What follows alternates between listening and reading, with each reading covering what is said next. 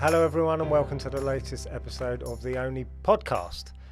Our topic today is quite topical. Topical topic, that works. Can networking improve well-being? It might sound like a leap. It is a big part of what we're doing at Only, and we've got four panellists, including me.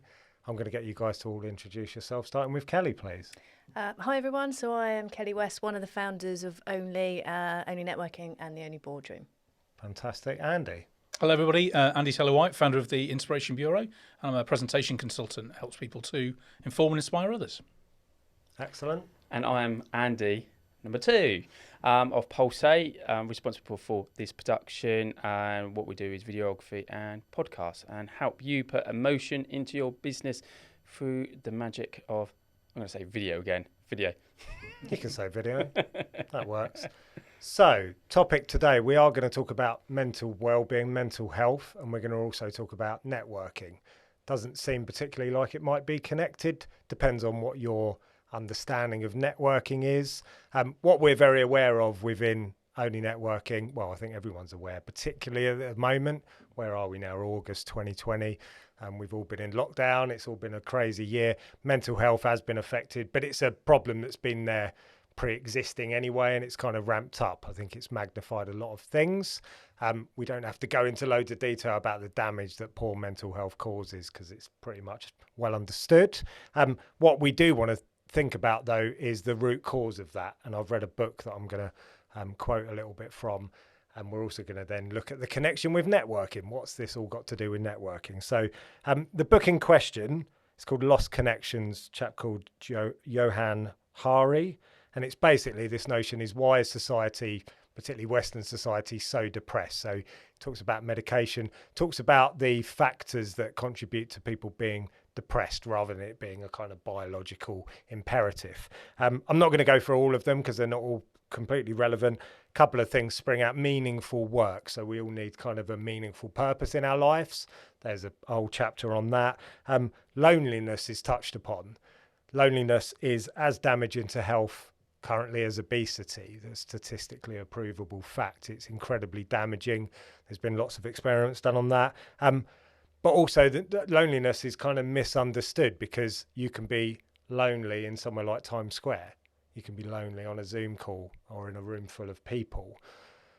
To not be lonely, you've got to feel connected to those people and you've got to have shared values. And that really is the starting point for this. Meaningful connection. That is what people need. And this comes up in lots of studies that I've looked at around the world. Meaningful connection is so central. So that's how we're going to start to link this into networking and maybe challenge some of those misconceptions or predisposed ideas of what networking is. So let's just go around the room. What are our, because we've all got different experiences. Where do we stand on mental health, Andy Wood, and maybe the connection to networking? Okay. I'm in the firing line first. So I think mental health, at some point, everybody suffers from some sort of mental health, whether they recognise it or not. Some people recognise it in other people.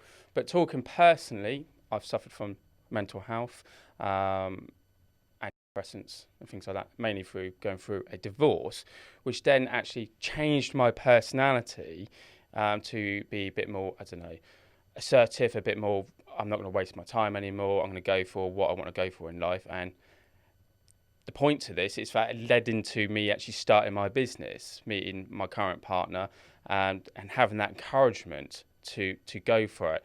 And I recognise through starting the business, through the ups and downs we all face in business, actual fact, to keep on top of your mental health is absolutely imperative because I've experienced it. I thought I cannot go through that low again because I'm responsible for my income. I can't take time off work. Somebody's not going to pay me.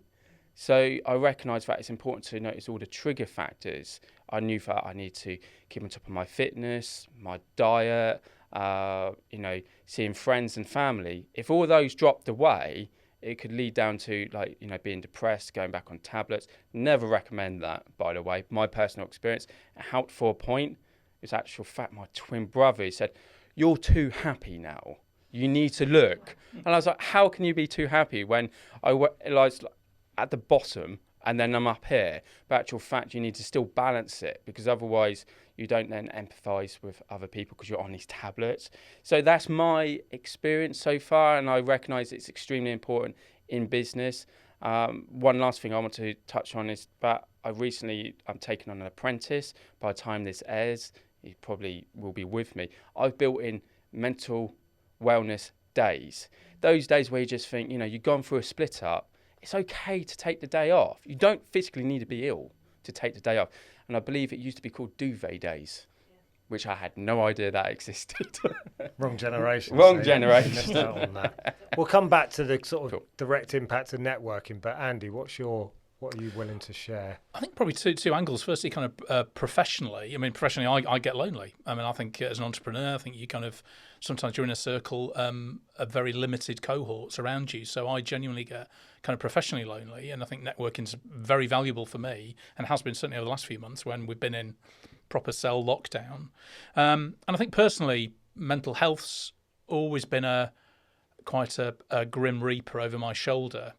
My mum's had very severe mental health, went into hospital a number of times when I was a young child. I was in foster care a lot. It kind of broke our family at different moments in time. So for me, I quite like to name the beast. I quite like to talk about it openly and name it, because I think it's in years gone by, it was treated in a very different way, and we never talk about it.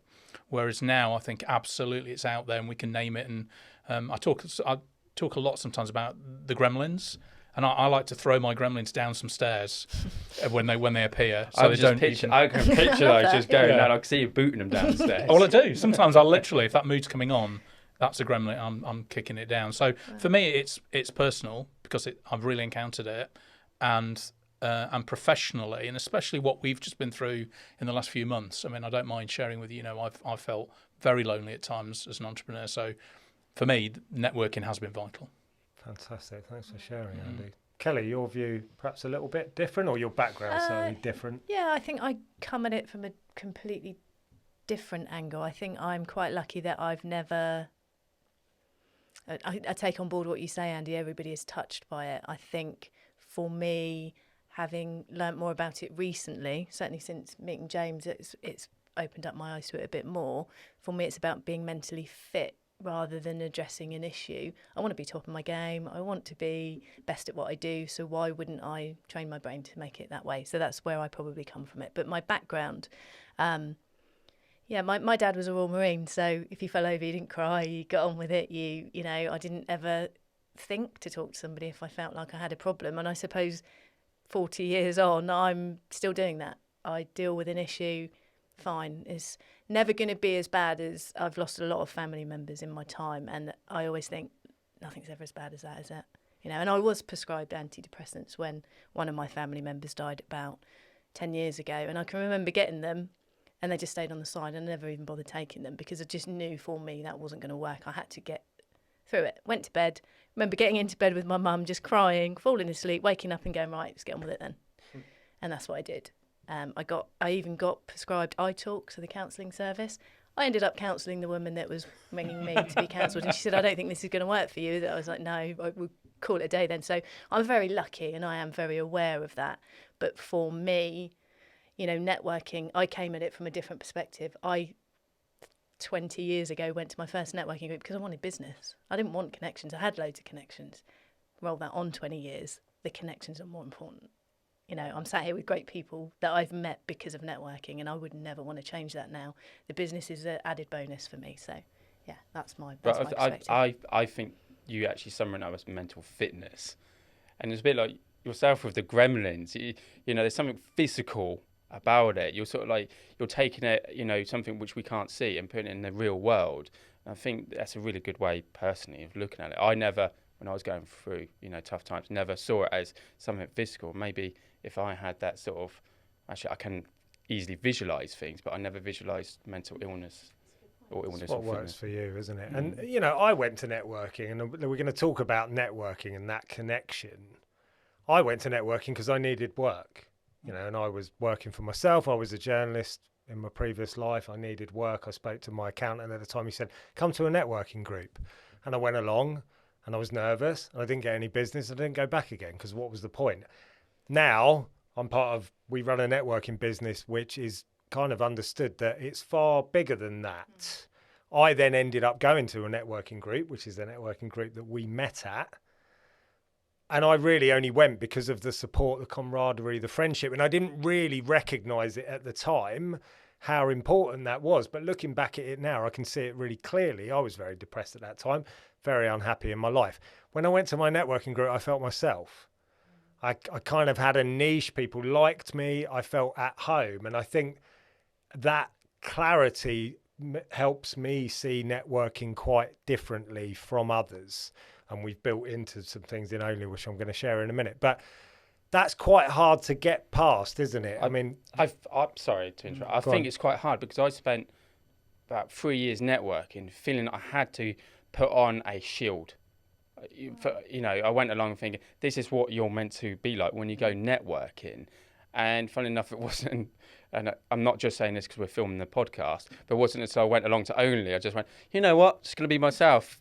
Kelly, you came up and just gave me a hug. And I was like, oh, I found my home. But, I think obviously whatever networking group you went to, you felt comfortable amongst those people there, that you just could be yourself. Has it changed for you, Andy, your approach to networking, what you perhaps perceived it to be versus what it is now? Spot on. I think when I first started 6 years ago, started the Inspiration Bureau, and I went out, I was absolutely a network tart. I went to everything that I could, trying to work out, in my own way, trying to work out my space. Where were the people I wanted to go? And you were bang on there about, actually, the reason I went networking was for business. I went there to sell, and try and get leads and all the rest of it. And very quickly, I worked out the ones that I didn't want to go to again, wanted to go to again.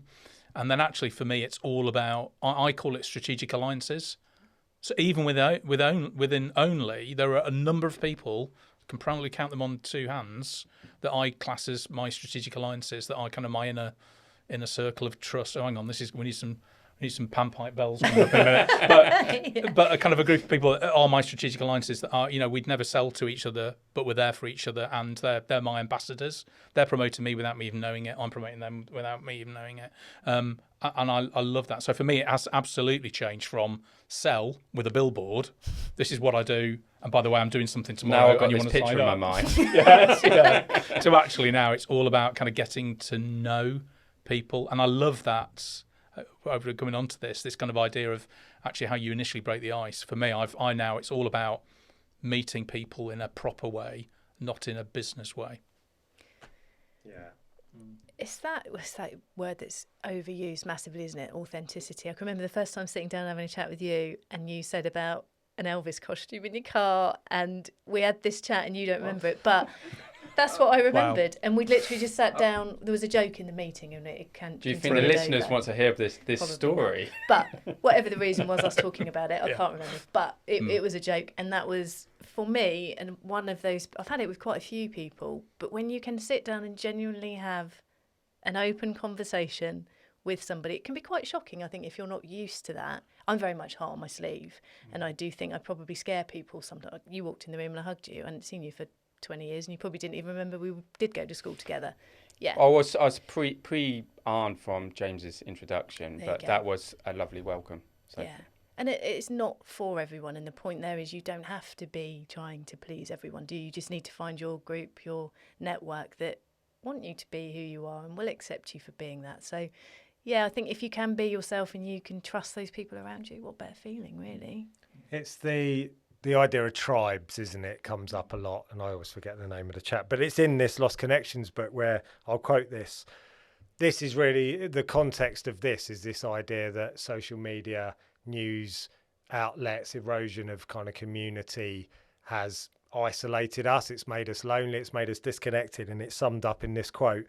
We've become the first humans to dismantle our tribes, and we're puzzled by our own sadness. We have a primordial need for tribes. There's stuff in the book where he talks about the fact that people that are lonely are more responsive to the idea of a threat, because biologically we were taught that in groups we had safety, because we knew that others, not just us, were keeping an eye out for a threat. So people that are lonely are literally at a heightened, almost predisposed fight or flight status because they're lonely. So to bring that back to networking, and this is the thing why I want to talk about how you approach networking, because by the way, this isn't exclusive to Only. We've recognized this and we've tried to change the way that networking works to make it more welcoming, make it more about the connection. But you can do this.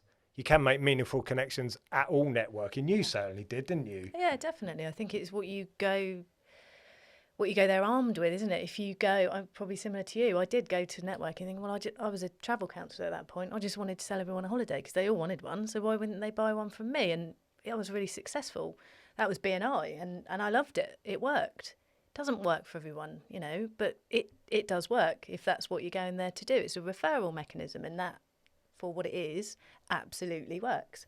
How do you deal with networking? How did you go from that business first into relationship approach?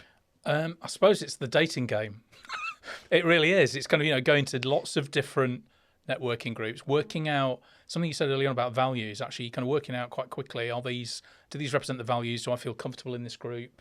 Do I feel good about meeting new people? And the thing I love now, and this is probably just because I'm getting older, is that actually when I meet somebody new now, I actually love the fact I want to see how long the conversation goes on until maybe as a back conversation we suddenly go, oh, by the way, what do you do? I love that. I really enjoy that now, where you're getting to know somebody, and especially in my business, I do a lot with people to help them be themselves, and I talk a lot about backstory, and I love that. We're all very good at making conversation and telling our backstory, and if we did that, I think it would get a lot of the anxiety out in networking. It would really open people up before you then get to a point going, I like you, I wonder what you do and whether we could do business. I think that's a lovely way around that now. And it's funny we talked about tribes actually as well, because for me, tribes is very, I had 16 years in the Royal Navy. That is tribal, on multiple levels, as you'd imagine. And then when you come out of that, you really miss it. And it's funny how wherever we catch up, with people I was in the Navy with, we always talk about the banter and that relationship thing that you miss. And it's finding the tribes as you develop in life, in business, finding the tribes that are right for you at that right moment. And I think some of the networking groups I joined 6 years ago, I wouldn't be there now because I've moved on to a different place now, actually, and I need a different mechanism of support behind that. It's hard to find a tribe in the modern age. I mean, you mentioned dating, dating apps. It used to be you went down the pub or you went to a club and you met people that way, didn't you? So we do have to rethink the way that we find our tribes. Andy, networking, one of the best ways to do that, in your opinion? What, to find your tribe? To find the people that are like you. Yeah, absolutely. Going back to what you were saying about finding the people, again, rewind slightly, I went to get business, but then I'm naturally curious about what people do. And in my line of work, I need to make sure who I'm talking to feels really comfortable so that they can be themselves in front of the camera. And through going networking, I accidentally found a tribe. To me, tribe sounds like, it should be somebody who's like 21 years, 22 years old, not somebody who's just about to turn 40.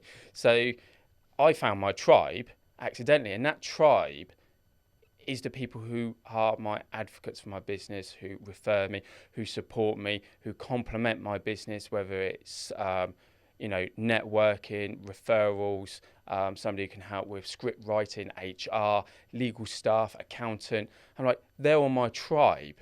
And it's amazing because I think through the power of networking, especially what's happened in the world recently, if I didn't have that tribe, okay, I may have been part of a networking group, a fantastic networking group, but if that tribe wasn't there, I'd feel lonely, even though I wasn't lonely at home in my business. So, personally, I want to try and find a different word than tribe. Well, actually, the way you've just described it for me. Gang. Mates. Well, I'm trying to find a motorbike gang in the Only group. There's 2 of us so far, 3 of us. it's not a cool fresh term, but it's kind of, for me, it's strategic alliances, Yeah. which is my tribe. I It's my can't, tribe I of can't people. say strategic. Oh, I love my strategic alliances. Like they're like brothers to me. Actually, now you've said it like that, you're right. It does sound really naff. Yeah. Forget you the on the spot, principle. There's another book that I want to bring up, which I think helps you to understand the power of networking. Let's stop calling it networking. It's connections, facilitation of connections. That's what networking is so helpful for mental health purposes. There's another book that you may have seen. It's called, I'll get the pronunciation wrong. I've actually written it phonetically here. Ikigai, The Japanese Secret to a Long and Happy Life. And it's basically the author, and I haven't written their name down. That's cool, isn't it? I'll put some text come up for it. Little caption. Down there. Travelled the world to work out why certain cultures, people in various parts of the world live the longest. What is the secret to a long life? Ikigai basically means reason for being. And it was found that the pattern is so similar. It's exactly what it says in Lost Connections, but it's said in a positive way. So Okinawa is the perfect example of getting this principle right. Their reason for being. They don't have a word for retirement, because why would you ever stop working? Because if you're working, because a lot of it is kind of land-based, they produce things, they trade with each other, it's very community-driven. Why would I ever stop doing it? That's my purpose. Incredibly social. They will drop anything to go and see each other, to help each other. There's your connections bit. It all starts to map out that people that are happy live longer. There's less cortisone, all those damaging chemicals and things like that. And again, that's a good book to read to understand why networking is so useful for kind of combating mental health. But we get knotted up, don't we? We don't see it in that clarity way. I think there's always a bit of a stigma around networking as well, isn't there? And I think it's trying to tell people that it doesn't have to be what it's always been like. Come and give it a try, whichever group it is, whatever. And also, when you're in a group, recognise that there are other groups and that there will be crossovers in those networks. And wow, how powerful is that? Because I'm a part of this network, and actually I could be a part of this one too, and I could double the amount of. That's something that we don't very easily stomach, and we get quite a lot of people that will come along and say, I can't talk about this. But that's the same with anything, whether it's salsa dance when you go to a particular club or you're a member of a snooker club, you don't cross over. And we face those challenges. But I want to touch on a point with, it's more of a networking, but what's stopping somebody going to networking? And I've found in my experience, I've got to stand up and talk for 1 minute. I can't do that when in actual fact you can. Yeah. So again, it's that sort of like mental fitness, being prepared for it and being open enough. Like what you guys are doing this month is talking about mental well-being. I wonder how many people will feel more comfortable about networking and seeing it beyond the business point, beyond making connections, finding your tribe and getting the support and not realising there's so many different levels to it. It's a bit like what you're talking about in the book. It's more than just simply, it's about business. Yeah. Completely. We've tried within Only to remove some of those barriers to connection. Something has to give though. So, I mean, you've mentioned BNI. BNI is incredibly powerful for referrals, and they make no bones about that. We are the referral network. You will get business. We had to remove that because we don't want that to be the emphasis. We're the network for people that like people. We can't put the referral first. We put the relationship first. It's just as powerful. Your starting point is quite different. For us, the point there was that if I'm worried about stats and referrals and who could, it's a barrier. It's hard enough. I think that's the point, that networking has always been perceived as it's a fairly formal pursuit. It's been drummed into us that in business we've got to be professional, and we do. It's not an excuse to be, sloppy and lazy and crude and silly, but it's trying to get that balance, isn't it, to make people feel comfortable enough to build relationships. And also, is it kind of the conscious and subconscious elements of this? So the conscious bit being, how much is this networking giving me in business? How many referrals am I getting? How is it helping me? And I think people always start with that measure. They kind of go, I'm part of this network because I'm going to get this return.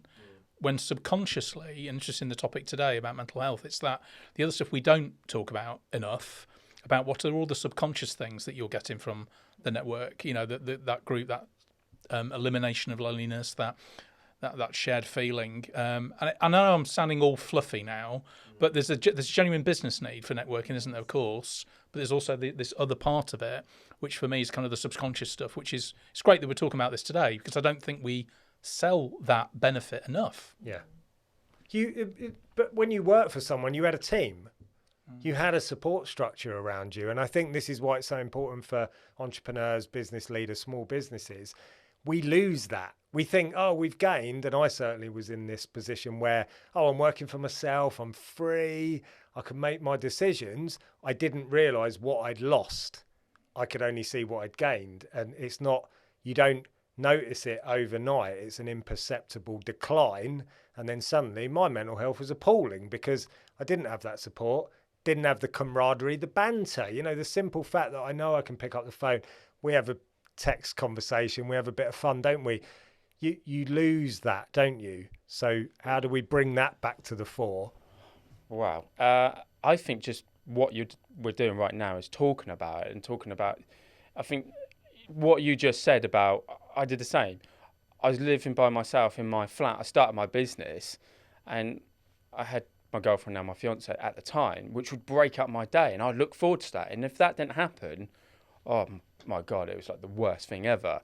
So how can we do something about that? And I think talking openly and honestly about it to start off with, saying it's all right, you can go to a networking group or something to do with your business and you can feel good. You can make friends. I mean, that's the most important thing as well, because before joining Only, I was like, no, I've got my friends, I've got my Facebook, I've got my LinkedIn, and they're all there. And I'm like, I don't care anymore because I enjoy it so much. And once you overcome that mental barrier, I think it helps anybody who's working on their own, especially at the moment by themselves. So it's getting to that point where, like you said earlier, how do we get to the conversation rather than the discussion about what you do for a job? How do you walk the line? I bet you've got a view on this as well. It's a fine line, though, isn't it, between breaking the ice and being informal and perhaps getting a bit flippant? Have you got a view on that, Andy? It's that kind of that initial conversation when you first meet somebody brand new, and I suppose I'm talking about a kind of live event now. And you're in the room, and it's the first time you've met them, and it's those initial 45 seconds where instant judgments are being made and kind of people are kind of working out. And I think for me, it's that bit, if I pulled a business card out and went, hello, I'm Andy Taylor-White from the Inspiration Bureau, already to me, I'm turning myself off. I'm already going, oh, here we go, I'm going to get the pitch. Whereas actually, if I surprise them a little bit in a good way, with just something about kind of who they are, what they look like today, and just something that they weren't expecting, but in a very positive way. It's funny how people's attitudes immediately change. So everyone's got this, I loved what you said before, Andy, about this kind of armour that people sometimes have walking into a networking event or even online. And actually, if you can help them take some of that armour off and be more personal, I think it always works. And it's different for everybody. I think when you approach that conversation, it's very different for everybody. Yeah. And there was something about buddies and stuff. We're talking about them, about strategic alliances. I suppose the other thing I'm looking for, this will sound really dodgy now, but I'm kind of, I'm looking for strategic alliances that will help me. But I'm also looking for, I'm making this phrase up as I'm saying it, kind of professional beer buddies, actually, who, my tribe's changed over the years. I've still got mates, by the way. I'm not on my own, but actually, I want to create new friends as well. And I think, actually, that's the other good side of networking. You meet great people at networking. So actually, if you can develop that relationship and it's a professional beer buddies, yes, and strategic alliances, great. How do you walk that line? Because our friendships have changed massively, haven't they? I mean, a lot of that will be down to our personal circumstances, meeting a bit later in life, being brutal. Cutting out people that didn't bring anything to your life or made you feel really awful. That was a really big thing for us when we got together. I think for me, I'd probably go over the line. I am who I am, and I'm not going to make apologies for it. And I do understand that I might put some people off, but then I can't please everyone, so I'd much rather just get to that point quicker in some respect. I think for me, it is recognising that not everybody's like that. There's a couple of members who I can see them when we're in a meeting thinking she's going to come and cuddle me in a minute. And I have to remember, no, don't do it, because they really don't like it. And I'm getting better at that. So I think it's just being open-minded to different people's styles. I think your point, Andy, very much so in the room, make a joke about something that's happening, or, you know, what have we just talked about? Well, let's further that conversation a bit first and then get to know them. And I think on Zoom, the biggest, not problem, but scariest factor is probably the breakout session, particularly for us, because we chuck somebody into a room with a random connection, just two people, and it's almost that, oh my goodness, I'm sat here and I don't know who it's going to be. I love that. I love that. Absolutely love I that. don't. You don't. Yeah, exactly. And we at the beginning used to pair people up because, it was a nightmare. Apart from the fact that I had to run up and down the stairs to give him the list 20 times because I changed who people were going to go with. But now, I think if you don't love it, I've warmed to it. I don't want to say I don't love it. I've warmed to it, but it's a bit like, it's something I've got used to, because how am I going to have that tea or coffee moment? yes.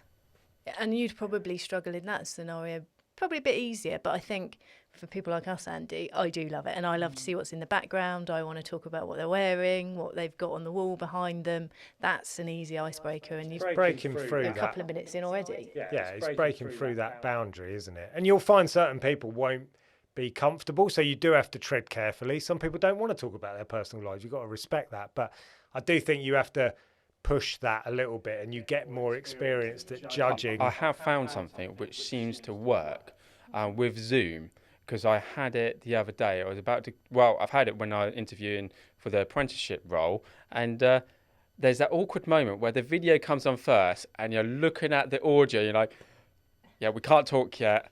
So I've decided just to make a thing of it instantly. I look at it and go, that awkward moment where we're both waiting for that audio to connect and we're just looking at each other. And then you immediately relax, laugh. I mean, especially I was interviewing, 18, 20, 23-year-olds who I feel like a dinosaur now. But it's just like you're watching that moment. And I thought, you know what? That's going to make me feel more comfortable. And so I actually use that method on the breakout moment, especially when I see someone I've never spoke to before. I look and here we go. Adjust the screen. And relax. And if you can kind of go into that with a couple of things like that. Yeah, some methods, yeah. You may even have a list of bullet points next to you. What kind of icebreakers can I do? And it will naturally come. Brilliant. And actually, that's one thing I do love about networking, when you do get an attendee list before. Yes. I'm about to sound like a really dodgy Stasi police officer now, but I like to look at that list and I'll work out if I've seen stuff on social media that some of these individuals have posted or something, I'll want to draw that out for my conversation. I'll go, wow, I've just seen that online about you last week. And it helps to kind of break that ice as well. There's more ammunition out there that sometimes, if we've got the time, it's quite helpful to do that. But you've already got to know that person in a way, because you've looked them up and you've familiarised yourself with them. You've done your investigations, yeah. But that's amazing. Let's not ignore the fact we go business networking because we want to gain business. We would be very naive to pretend that is not a big factor, but it doesn't mean that all these other things can't be as important. I think that's the key. Changing that emphasis, isn't it? And we've got built into our manifesto, if you want to call it that, culture playbook, we will have a massive impact on improving overall health and well-being in business. We feel that really strongly, don't we? Because we know that networking done the right way does have a massive impact on people's lives, and that feels like a very worthwhile thing to do. So, well, thank you everyone. Thanks for all your contributions today, and thanks for listening to the Only Podcast.